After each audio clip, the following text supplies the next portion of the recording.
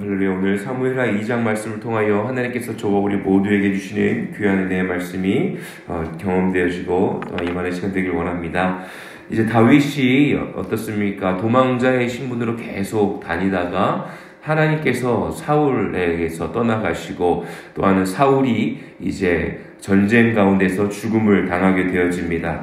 그 전쟁 가운데 죽음을 당했을 때 다윗의 마음이 얼마나 어떻게 보면 좀 시원했겠습니까? 왜냐하면 늘 도망자의 신분으로 사울의 도망 가운데에 쫓아오는 상황 가운데에 늘 어려웠기 때문에 다윗은 아마 마음이 좀 편했을지도 모릅니다. 그럼에도 불구하고 사울이 죽은 것에 대해서 굉장히 슬퍼하고 함께 그 죽음을 애도하는 모습이 기록되어 있습니다. 다윗은요, 하나님께서 택하여 주셨던 사울, 그리고 기름 부어 주셨던 그 은혜, 그때를 기억하고 있는 것이죠. 어찌 보면 하나님의 영이 떠났다는 것을 분명히 다윗도 알고 있었지만 하나님의 계획하심 아래 그의 삶을, 다윗의 삶을 맡겨드린 것이었습니다. 그러하기 때문에 자신의 손에 피를 묻히고 인간의 생각대로 판단대로 사울을 죽이고 또한 그의 죽음 가운데에 막 기뻐하기보다는 과거 가운데에 있지만은 하나님이 하시는 일들을 어떻게 보면은 번복하고 싶지 않았던 것이죠. 하나님이 택하셨었던 것이지만 택하셨던 사람이었지만 지금은 어찌 보면 하나님의 영이 떠난 사람이다 하면서 자신이 판단하고 자신이 그의 삶을 어떻게 보면 결정하는 것이 아니라 과거 가운데에 하나님이 선택하셨던 것, 지금은 하나님이 떠나셨지만 분명한 것은 하나님이 사용하셨던 사람, 그렇다면 하나님께서 벌을 내리시고 하나님께서 그 모든 일들을 계획하고 계실 것이다라는 믿음과 신뢰 안에서 그는 사울을 또한 애도하고 있습니다. 오늘의 말씀은요, 이제 다윗이 왕이 되는 모습이 기록되어 있습니다. 사울이 죽었기 때문에 어찌 보면 기름 부음 받았던 다윗이 왕이 되는 것이 당연한 것 아니겠습니까? 자신이 사무엘에게 기름을 부음 받은 것을 그는 알고 있었어요. 그렇다면 그냥 사울이 죽었으니까 이제 유다 땅으로 다시 가면 되는 것 아니겠습니까? 하지만 2장 1절에 이렇게 기록되어 있습니다. 그 후에 다윗이 여호와께 여쭈어 아뢰되라고 기록되어 있습니다. 분명한 것은 저희가 같이 함께 구약의 말씀을 그리고 또 신약의 말씀을 계속 이제 차례대로 보고 있는데 분명한 것은 하나님께 택함 받은 사람은요, 주님께 늘 묻고 나아간다는 것입니다. 다윗이 여호와께 여쭈어 아뢰되 무엇을 여쭙습니까? 내가 유다 한 성읍으로 올라가리이까? 라고 묻습니다. 사울이 죽었다고 하는데 내가 사무엘에게 기름 부음을 받았고 또 여호와 하나님께서 늘 나와 함께 하신다는 것을 내가 알고 있습니다. 그리고 사울 왕도 그렇고 요나단도 그렇고 늘 내가 이스라엘의 왕이 될 것이다 라고 말씀하셨는데 그렇다면 제가 유다의 한 성읍으로 가는 것이 옳습니까? 라고 묻고 있는 것이죠. 그때 여호와께서 이렇게 말씀하십니다. 여호와께서 이르시되 올라가라 라고 말씀하십니다. 가라 라는 응답이 있었던 거예요. 근데 그 응답에서 끝나는 것이 아니라, 그리고 그 응답을 들은 것에서 다윗이 끝난 것이 아니라 다윗이 또 이렇게 묻습니다. 어디로 가리이까? 이르시되 헤브론으로 갈지니라. 또 묻죠. 어디로 가야 합니까? 다시 한번 묻는 것입니다. 그랬을 때 헤브론으로 가라고 하나님께서는 정확하게 또 응답해 주시죠. 사랑하는 저와 우리 모두의 삶 가운데에 다윗과 같은 믿음의 삶을 살아가는 저와 우리 모두가 되어지길 원합니다. 어찌 보면요, 굉장히 세세한 것까지도 지금 묻고 있는 거예요. 하나님 아버지 앞에 어떤 큰 그림을 그리면서 주님께 묻고 기도하는 것들 필요하지만 그 큰 그림 안에 더 세세하게 주님, 그러면 내가 어떠한 삶을 살아야 합니까? 내가 또 어떠한 분야 가운데 살아야 합니까? 혹은 내가 어떠한 사람들을 만나 복음을 전해야 합니까?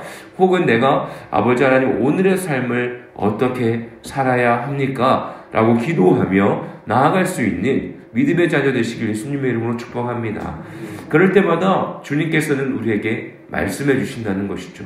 주님의 음성에 귀 기울이고 응답받고 우리의 삶 속에 하나님께서 정말 작은 것까지도 계획하고 계시고 준비하고 계시다는 것들을 체험하는 저와 우리 모두 되시길 예수님의 이름으로 축복합니다. 이제 다윗이 함께 가기 시작하는데요. 어떻게 또 기록이 되어 있냐 보면 이제 다윗의 두 아내를 데리고 가고 또 3절에 보면 자기와 함께한 추종자들과 그들의 가족들을 다윗이 다 데리고 올라가서 헤브론 각 성읍에 살게 하니라라고 기록되어 있습니다.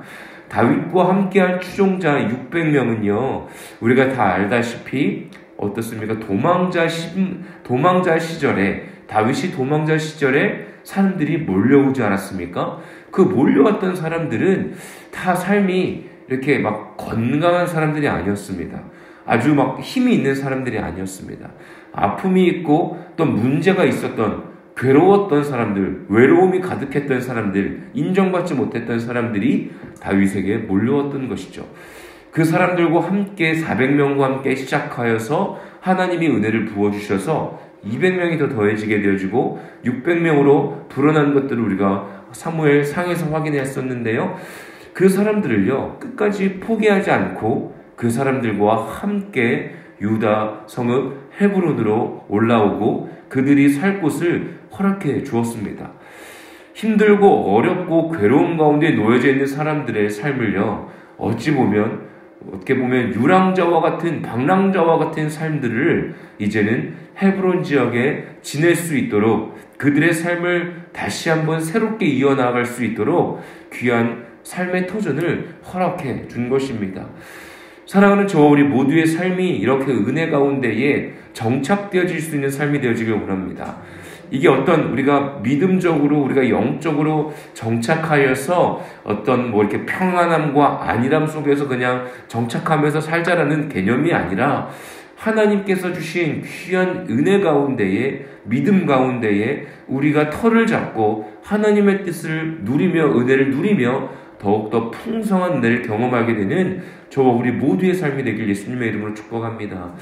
다윗의 어떤 너그러운 마음, 그리고 하나님께서 부어주신 그 긍휼의 마음, 그리고 자신이 도망자로서 광야 가운데서 살아가고 있는 그 어려움 가운데에 똑같이 광야 가운데 살아가는 그 600여 명의 사람들이 그의 마음 가운데에 있지 않았겠습니까? 같은 긍휼함이 그의 마음 가운데 있지 않았겠습니까? 그들을 그냥 이제는 너희의 고향으로 가라, 너희의 땅으로 가라 라고 말하지 않고 그들과 함께 동행하고 헤브론으로 돌아왔습니다. 분명한 것은 저와 우리 모두가 또한 다윗과 같이 이 시대를 살아가면서 내 주변에 있는 어려운 자들이 있다면, 외로움에 있는 자들이 있다면, 괴로움 가운데 놓여져 있는 자들이 있다면 우리가 함께 그들이 헤브론 땅으로 나아갈 수 있도록 하나님이 준비하시고 예비해 주신 그 영광의 땅으로 우리가 함께 들어갈 수 있도록 초청하고 기도하고 끝까지 그들을 위하여 함께 하나님의 사랑을 나눌 수 있는 믿음의 자녀가 되어들 줄로 믿습니다. 어찌 보면 그것이 우리의 사명인 것이죠. 하나님의 은혜 가운데 우리가 또한 평안함을 누리고 그 은혜를 나눌 수 있는 자들이 되길 예수님의 이름으로 축복합니다. 그런데 4절에 보면 어떤 일들이 있습니까? 유다 사람들이 와서 거기서 다윗에게 기름을 부어 유다 족속의 왕으로 삼았다라고 기록이 되어 있습니다.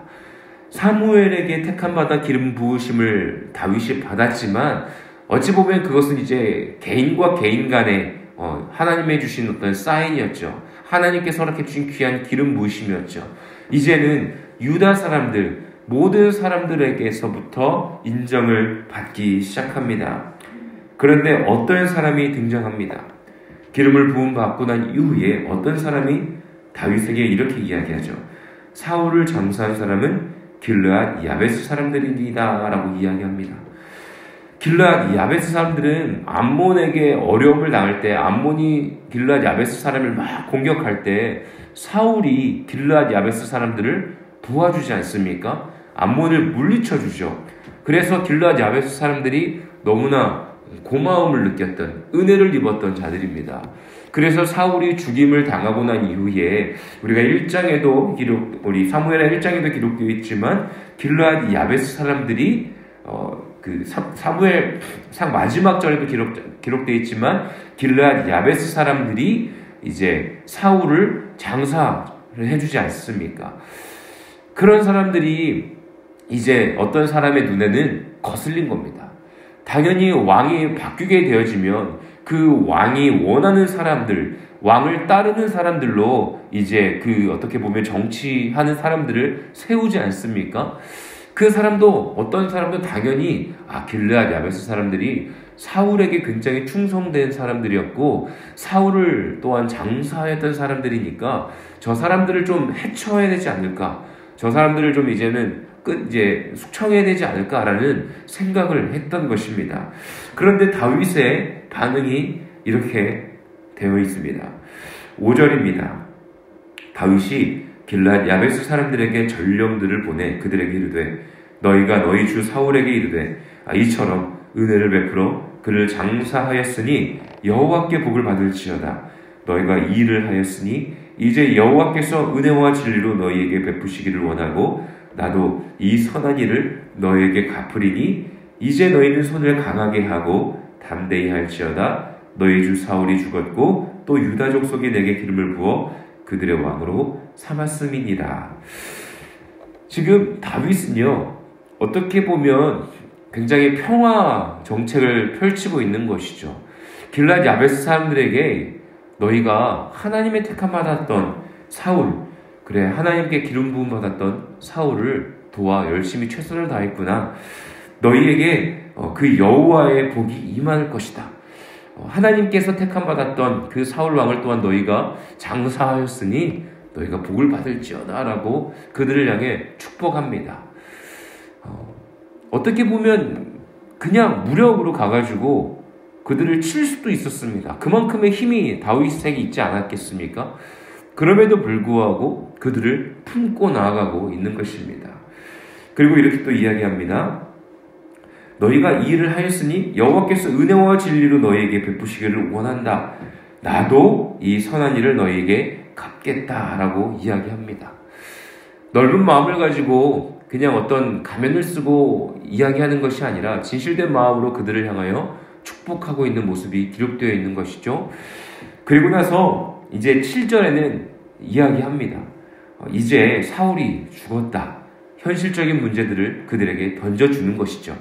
사울은 죽었고 유다 사람들이 나에게 기름을 부었고 내가 이제 왕이 되었다. 이제 그러니 너희에게 선택권을 주겠다라고 이야기하고 있는 것이죠. 그들의 유다 족속이 내게 기름을 부어 그들의 왕으로 삼았음이니라 하니라 라고 기록되어 있습니다. 기회를 주는 것입니다. 어찌 보면 그들을 축복하고 그들의 마음을 사고 있는 것이죠. 저와 우리 모두의 삶 속에요, 다윗과 같은 좀 너그러운 마음이 있는 주님의 자녀 되길 원합니다. 이렇게 마음이 넓은 자, 어찌 보면 당연히 무력으로 밀고 나아갈 수 있는 상황 속에서도 그들이 한 일들을 인정해주고 있습니다. 격려해주고 있습니다. 하나님의 은혜가 그들에게 임하게 될 것을 선포하고 축복해주고 있습니다.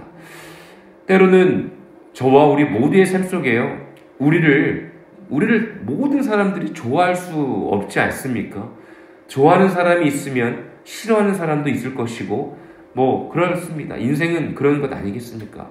하지만 저와 우리 모두의 삶 속에요, 그러한 사람들에게도 품을 수 있는, 그리고 더 나아가서 하나님 아버지 앞에 기도하고 그들을 향하여 축복할 수 있는 주님의 자녀들 되시길 예수님의 이름으로 축복합니다.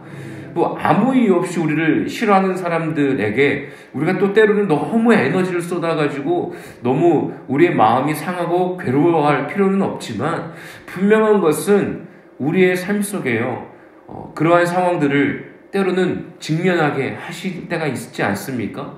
그럴 때마다 하나님 아버지 앞에서 주신 그 신뢰함, 다윗이 늘 사울의 쫓김을 당함에도 불구하고 하나님께 그의 삶을 맡겨드렸던 것처럼 지금 이 순간에도 하나님께 모든 것들을 맡겨드리고 그들을 축복하며 그들이 한 일들을 인정해주며 그리고 그들에게 선택할 시간들을 주었던 것처럼 하나님께서 저와 우리 모두를 들어 사용하실 때, 우리가 리더자의 위치에 있을 때 우리가 누군가를 인정해주고 격려해주고 품어줄 수 있는 믿음의 자녀들 되시기를 예수님의 이름으로 축복합니다.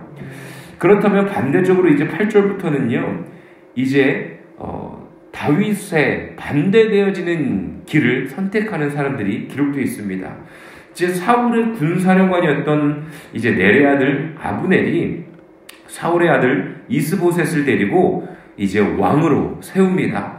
마하나임으로 건너가서 이제 그곳에 있는 사람들 길르앗과 아술과 이스라엘과 에브라임과 베냐민과 온 이스라엘의 왕으로 삼았더라.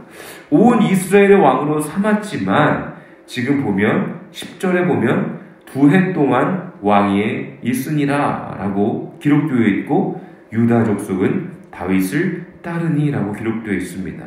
그리고 11절에 바로 비교하고 있죠. 다윗이 헤브론에서 유다 족속의 왕이 된 날수는 7년 6개월이더라 라고 기록되어 있습니다. 그러니까 지금 모든 이스라엘의 왕으로 세웠다라고는 했지만 그 모든 이스라엘의 왕으로 인정받지 못했고 다윗이 유다의 왕으로 유다 사람들이 따랐던 왕으로서 이제 그곳에 있었던 이스보셋은 2년 동안 왕 위에 있었다. 어떻게 보면 그냥 무늬만 왕이었던 것입니다. 그리고 다윗은 7년 6개월이다 라고 비교가 되어 있는 것이죠. 지금 이 길르앗 야베스 사람들은 다윗이 그들을 향해서 어떻습니까? 축복해주고 그들에게 기회를 줍니다. 그런데 사울의 진영에 어떻게 보면 이제 진짜 사울의 진영에 있는 이제 군사령관 아브넬과 이스보셋은 그 자신들이 가지고 있었던 왕위, 우리의 아버지가 왕이었는데 그렇다면 아들인 내가 왕이 되는 게 맞지 않는가라며 하나님께서 택하신 다윗을 선택하기보단 다윗에게 함께 나아가서 어떻게 보면 기회를 얻을 수 있는 것 아니겠습니까?